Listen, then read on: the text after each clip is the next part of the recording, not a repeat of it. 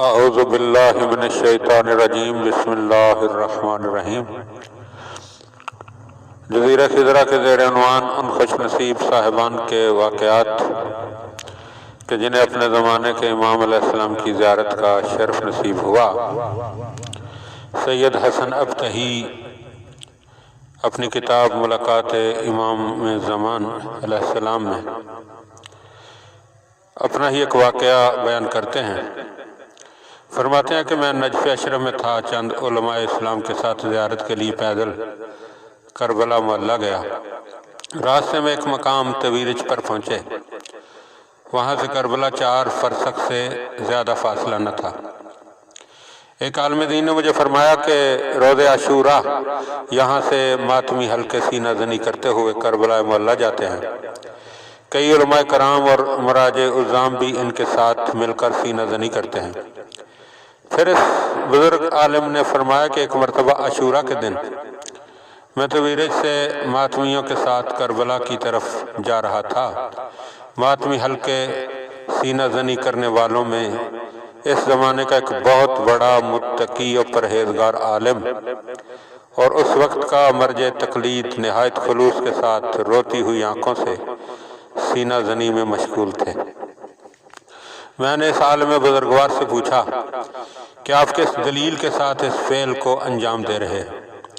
انہوں نے فرمایا کہ مرحوم علامہ سید بحر العلوم عاشوراء کے روز کچھ دینی طالب علموں کو ساتھ لے کر کربلا سے نکل کر تویرج کی طرف سے آنے والے ماتمی دستوں کا استقبال کرتے ہیں۔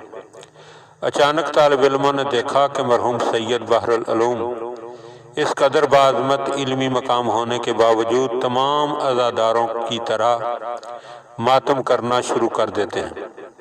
جو طالب علم سید بحر العلوم کے ساتھ ماتمیوں کا استقبال کرنے کے لیے آئے تھے، انہوں نے کسی حد تک کوشش کی کہ پاکیزہ احساسات کے درمیان حائل ہوں، مگر میسر نہ ہوا۔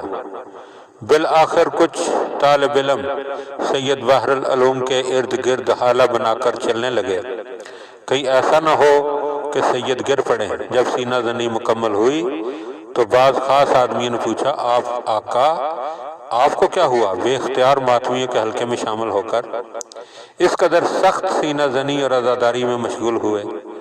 آقا مرحوم سید بحر العلوم نے فرمایا، جس وقت میں ماتمی حلقے کے قریب پہنچا تو میں نے دیکھا کہ حضرت بقیت اللہ عجل اللہ فرجہ شریف سر اور پاؤں سے برہنہ ماتمیوں کے درمیان سر و سینہ پیٹ رہے ہیں اور آنسو بہا رہے ہیں۔ جب میں نے اپنے زمانے کے امام کو ماتم و گریہ کرتے ہوئے دیکھا تو مجھ سے برداشت نہ ہو سکا، اس لیے میں بھی آن حضرت کی خدمت میں ماتم میں مشغول ہو گیا۔ تو مومنین ہمیں متوجہ ہونا چاہیے، امام علیہ السلام کا پسندیدہ ترین عمل جو ہے وہ سید الشہداء کی عزاداری ہے۔